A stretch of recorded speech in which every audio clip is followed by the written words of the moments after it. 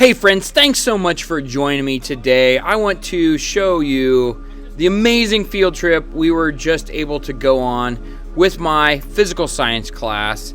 We were able to once again go up and tour IIHR at the University of Iowa and look at hydraulics and hydroscience and the wave basin. It was a fantastic time. We looked at how waves and energy affect all sorts of different things. We looked at how water has so much power in it and how that power, that energy, needs to be mitigated.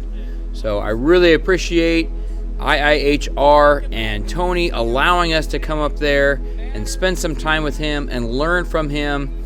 They did a fantastic job, even displaying our learning goals, what we are learning in physical science, and putting that with what they do in the real world.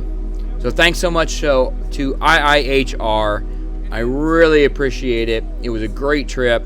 The kids learned a lot and they really enjoyed it. Thanks for watching, friends. Medical representations and develop models. So I know you've already been challenged with having to do that. Now you're going to see how someone at the university, we'll say 30 years after being a freshman, still uses that today.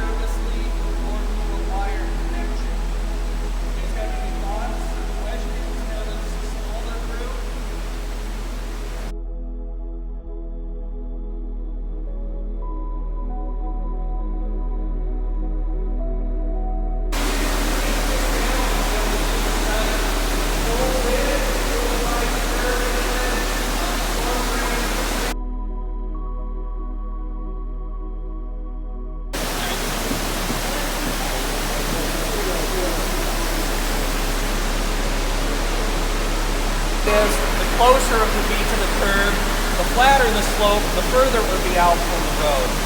Something that we don't see as much, or people don't focus, this is the velocity, or how fast the water is going over here, is not the same as what's going on over here. A lot of times for engineers, we use an average. We say, okay, here's the average velocity, here's my area, here's what we use.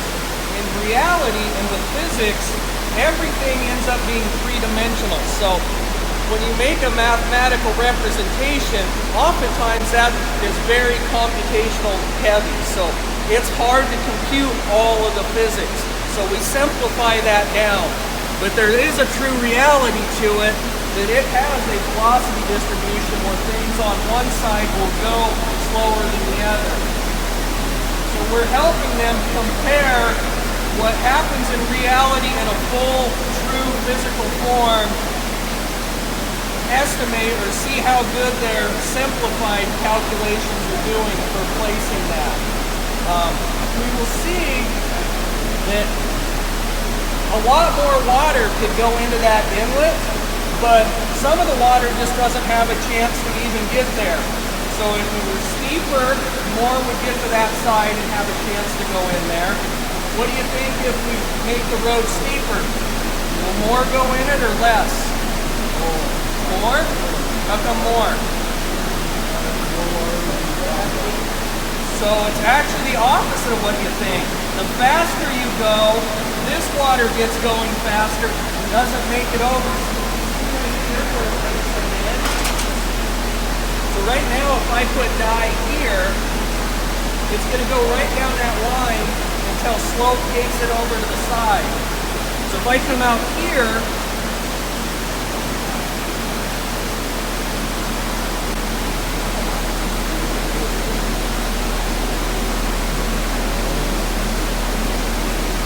everything from this line out doesn't actually go into the opening. So as this gets going faster, that line actually gets closer and closer to this edge. So with that, we know we want to put these in the flattest slope areas possible. And sometimes that isn't possible. They're on a really steep hill, so you have to space the inlets a lot closer to capture as much as what you do in this type of situation where it's pretty flat. We even do work internationally that people hire at the University of Iowa to help.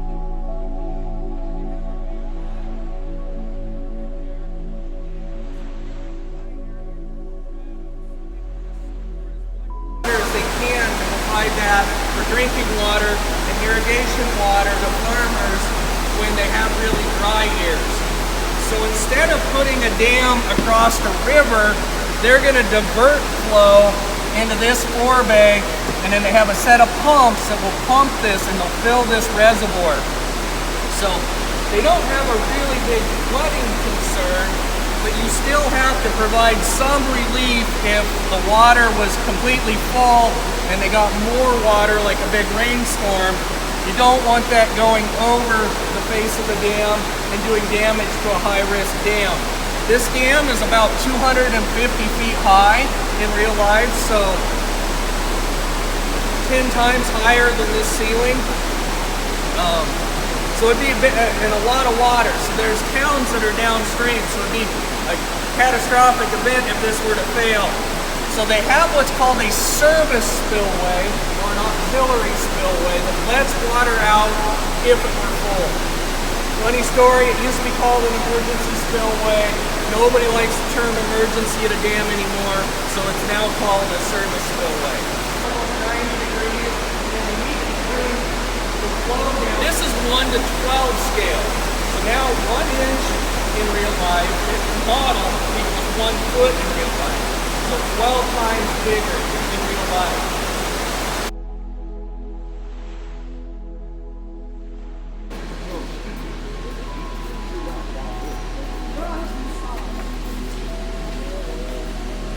Hello, so my name is Kevin Rosenblum. I'm a PhD student here. I did my undergrad at Iowa. It's our wave basin. We have at the far end those gray, that gray structure are our wave makers. So we're able to move them up and down. On these points and the motion capture system that we use. So when this thing goes out, you can see the waves are going. So the idea is, how does this thing traverse through waves?